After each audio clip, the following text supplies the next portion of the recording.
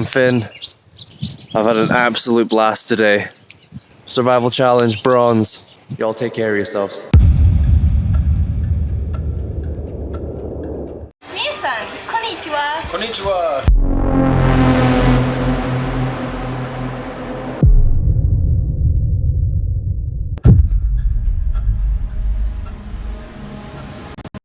आज की ये वीडियो बहुत रिस्क लेकर और बहुत उम्मीद से बना रहा हूँ। ये एक ऐसी वीडियो है जो मैंने आज तक नहीं बनाई और trust me, just trust me, मेरे पास ऐसे ऐसे टॉपिक्स हैं कि आप कभी भी इस चैनल से बोर नहीं होने वाले। तो मेरी आपसे ये रिक्वेस्ट है, प्लीज इस नई जर्नी में मेरा साथ दें। मैं ऐसे डार्क, हॉरर और मिस्टीरियस टाइप ऑफ कंटेंट आपके लिए लेकर आऊंगा जिसे देख के गजब की थ्रिल मिलेगी आपको। मेरे पास इस डार्क नीश में कंटेंट को लेकर कोई कमी नहीं है, बस चाहिए तो आपका साथ। प्लीज इस वीडियो को एंड तक देखकर हाइप कर देना और एक कमेंट भी कर देना जो भी आप सोचते हो इस कंटेंट के बारे में, ताकि इस वीडियो को वो डिजर्विंग रीच मिल जाए जो ये वीडियो डिजर्व करती है। पता नहीं क्यों, लेकिन यूट्यूब ने इस चैनल की रीच रोक दी है। तो मेरी आखिरी उम्मीद आप सब हो, प्लीज साथ देना और अब वीडियो को शुरू करते हैं।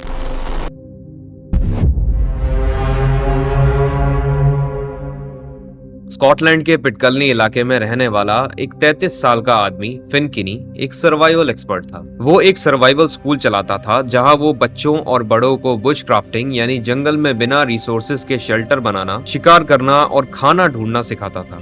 Today, we're doing the survival challenge bronze, and we're way up here on location in the Cairngorm Mountains in Aviemore.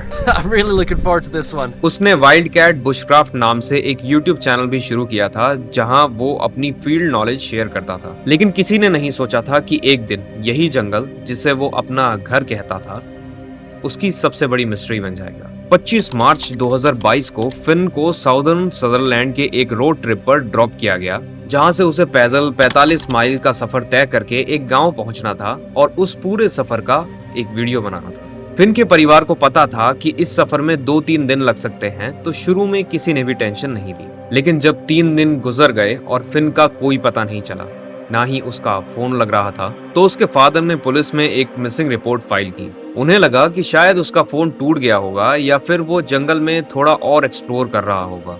लेकिन पुलिस महीनों तक उस इलाके और लोच नवेर झील के आसपास तलाशी लेती रही, मगर उन्हें एक भी क्लू नहीं मिला। मतलब पुलिस की टीम ने हर वो इलाका छान मारा जहां फिन हो सकता था, मगर फिन की कोई खोज खबर ही नहीं थी।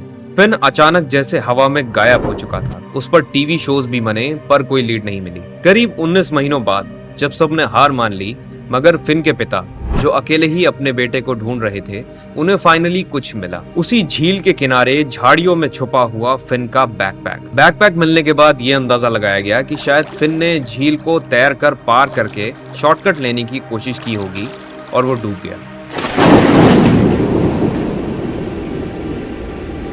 लेकिन इंटरनेट पर लोग आज भी इस बात को मानने को तैयार नहीं। उनका सवाल ये है कि एक प्रोफेशनल सर्वाइवलिस्ट इतनी बड़ी मिस्टेक कैसे कर सकता है, जबकि झील पार करने के बाद भी आगे का सफर बहुत लंबा था। कुछ लोग कहते हैं कि उसने अपनी मौत फेक की है ताकि उसे पॉपुलैरिटी मिल सके। सच क्या है ये आज तक किसी को नहीं पता और फिन का गायब होना आज भी एक अनसुलझा राज बना रह गया है। लिटरली उसके चैनल की लास्ट वीडियो 12 दिसंबर 2021 को अपलोड हुई थी। उसके बाद से उसकी कोई खबर ही नहीं।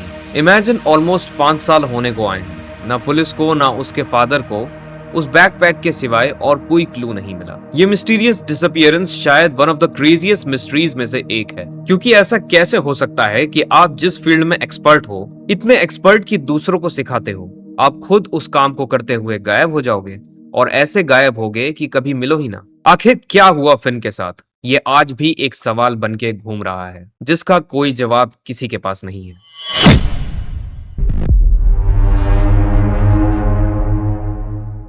YouTube पर हर साल लाखों लोग आते हैं और चले जाते हैं। कुछ थककर छोड़ देते हैं और कुछ का तो करियर ही नहीं चलता। लेकिन इस ऐप के इतिहास में एक ऐसी क्रिएटर भी रही है जिसका गायब होना आम बात नहीं थी। ये लड़की कोई ऐसी वैसी नहीं थी। 2013 में जब लोगों के पास 4G इंटरनेट भी सही से नहीं था, तब इसके पास 5 लाख से ज्यादा सब्सक्राइबर्स थे। नाम था हैना मिंक्स।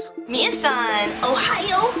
Miss Hannah Jinx here, and yeah, we're in animal hats with Minxie, but it's more jinxy to pretend you're an animal. और एक दिन बिना किसी वार्निंग के, बिना किसी आखिरी वीडियो के, ये लड़की इंटरनेट से ऐसे गायब हुई जैसे कभी एग्जिस्ट ही नहीं करती थी। ना कोई ट्वीट आया, ना कोई फेसबुक पोस्ट, ये बस डिसअपियर हो गई। चलो थोड़ा फ्लैशबैक में चलते हैं और ये समझते हैं कि आखिर ये हैना मिंग्स भला थी कौन। अगर तुमने इसका नाम पहले नहीं सुना तो मैं तुमको बता दूं कि इसका पूरा चैनल जापानीज कल्चर, एनिमे और कॉस्प्ले पर चलता था। एक काफी फेमस सीरीज थी जिसका नाम था Japanese word of the week. कुछ खास नहीं करती थी, बस एक जापानीज वर्ड पकड़ती थी और उस पर पूरी वीडियो घुमाती थी। लेकिन सब्सक्राइबर्स रैपिडली ग्रो हो रहे थे और फिर आया 9 अगस्त 2013 का वो दिन जब इसने अपनी आखिरी वीडियो डाली और कहानी खत्म। अब ट्विस्ट तब शुरू होता है जब इसके गायब होने के महीनों बाद 2014 में लोगों ने इंटरनेट पर चेक करना शुरू किया। एक बहुत बड़ा रेडिट थ्रेड सामने आया जिसमें लोग ढूंढ रहे थे कि ये गई कहां।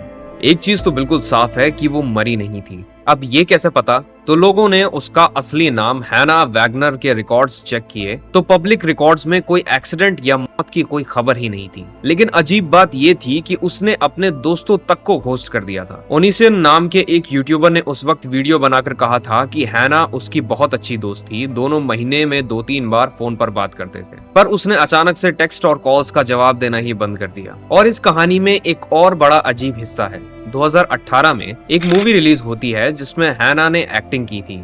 पता चला कि वो मूवी असल में 2013 में शूट हुई थी, ठीक उसके गायब होने से पहले। मूवी डायरेक्टर ने बताया कि वो हैना के साथ और काम करना चाहते थे, लेकिन बाद में उन्हें पता चला कि वो लड़की कहीं भी मिली ही नहीं। डायरेक्टर और उसकी टीम इतना ज्यादा परेशान हो गए थे कि उन्होंने एक प्राइवेट डिटेक्टिव तक हायर करने का सोच लिया था ताकि हैना को ढूंढा जा सके। सोचो, जो लोग तुम्हें फिल्म में ब्रेक दे रहे हैं, तुम उनसे ही छुप कर बैठ गए हो। क्या ये नॉर्मल है? Obviously not. कुछ लोग बोलते हैं कि उसके मैनेजर के साथ कोई बड़ा लफड़ा चल रहा था और वो हैना मिंग्स नाम के राइट्स ही हार गई थी। एक फेक चैनल भी सामने आया था जहां कोई लड़की फ्रेंच में बात करते हुए सिगरेट पी रही थी। लोगों को लगा वो हैना है, पर वो पूरी तरह से फ्रॉड था। अगर राइट्स का लफड़ा होता तो वो अपने नाम से आकर एक स्टेटस तो डाल ही सकती थी ना, पर उसने सन्नाटा चुना। लेकिन इस पूरे किस्से का सबसे बड़ा और सबसे क्रीपी शॉक आया साल 2021 में। हैना को लगभग गए हुए 8 साल हो चुके थे, जमाना बीत गया था। उनके दोनों चैनल्स पर पुरानी वीडियोस की वजह से अभी भी हर महीने हजारों व्यूज आ रहे थे और आराम से पैसा बन रहा था। लेकिन 2021 में किसी ने अचानक से उनकी सारी वीडियोस को हमेशा के लिए डिलीट कर दिया, कंप्लीट वाइप आउट। और तब से लेकर आज तक हैना की कोई खबर ही नहीं है।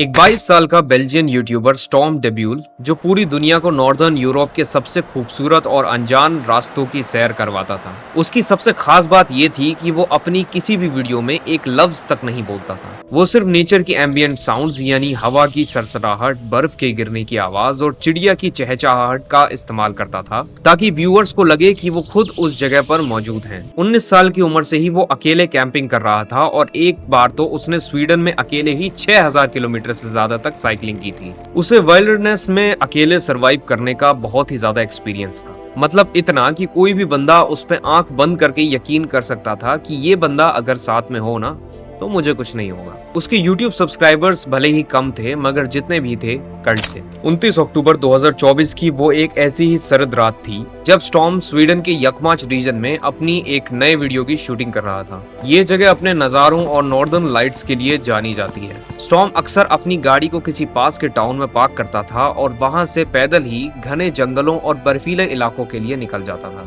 उसका ये ट्रिप भी खत्म ही होने वाला था और वो अपनी गाड़ी से सिर्फ एक ही दिन की दूरी पर था।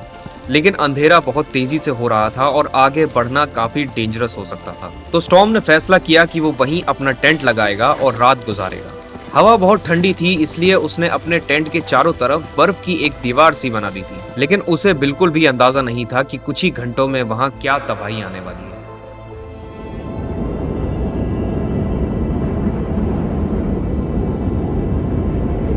रात के वक्त उस पूरे इलाके में एक भयानक बर्फीला तूफान आ गया, जहां हवाओं की रफ्तार 120 किलोमीटर प्रति घंटा तक पहुंच गई। बर्फ तेजी से उसके टेंट पर जमा होने लगी और सबसे डेंजरस बात यह थी कि टेम्परेचर गिरकर -18 डिग्री सेल्सियस तक पहुंच गया। स्टॉर्म को समझ आ गया कि वो एक ऐसी मुसीबत में फंस चुका है जहां से निकलना ऑलमोस्ट नामुमकिन है। करीब आधी रात को उसने अपने एक दोस्त को एक छोटा सा वीडियो क्लिप भेजा जिसमें दिख रहा था कि तूफानी हवाओं ने उसके टेंट को फाड़ दिया है और वो बोल रहा था कि आज रात हालत और बद से बदतर होने वाले हैं। उसने अपनी दादी को भी कॉल किया और तसल्ली दी कि यहाँ बर्फबारी हो रही है पर वो सरवाइव कर लेगा, लेकिन हालात उसके कंट्रोल से बाहर हो चुके थे।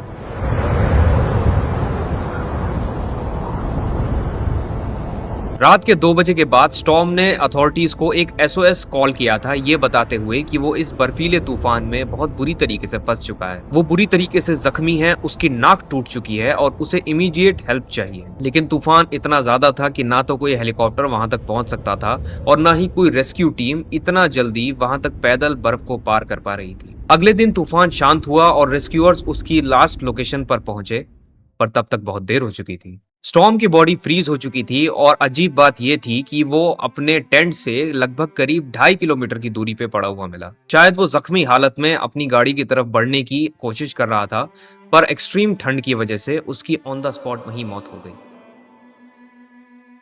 स्टॉर्म का एक लौता ऐसा केस था जिसका आज के वीडियो में एंड में कोई कंक्लूजन निकला, नहीं तो बाकी दोनों केसेस में न जाने कितने सवाल हैं। YouTube पे आज भी काफी सारे ऐसे क्रिएटर्स हैं जिनको लेकर काफी ज्यादा डिस्टर्बिंग मिस्ट्रीज और स्टोरीज जुड़ी हुई हैं। अगर इस वीडियो पर सिर्फ 50,000 व्यूज भी आ गए तो मैं ऐसे कंटेंट की बारिश कर दूंगा। And to be very honest, मैं दिल से चाहता हूं कि मैं ऐसा ही कंटेंट बनाऊं। तो प्लीज इस वीडियो से एंगेज करना लाइक, कमेंट और शेयर करके, ताकि YouTube इस वीडियो को और भी ज्यादा लोगों तक पहुंचाए, जिससे इस वीडियो को रीच मिले जो ये वीडियो डिजर्व करती है। मैं ज्यादा नहीं 50,000 व्यूज और 8,000 लाइक्स का एम रखता हूँ। प्लीज ये एम पूरा कर देना ताकि मुझे और भी मोटिवेशन मिले इस टाइप का कंटेंट बनाने की। ये मेरी इस कैटेगरी पर पहली वीडियो थी, तो प्लीज मुझे बताना कि आपको ये वीडियो कैसी लगी, और अगर आपके पास कुछ टॉपिक्स हैं डार्क, हॉरर और मिस्टीरियस टाइप्स तो प्लीज मुझे बताएं या मेरे इस मेल पर भेजें विद प्रूफ्स।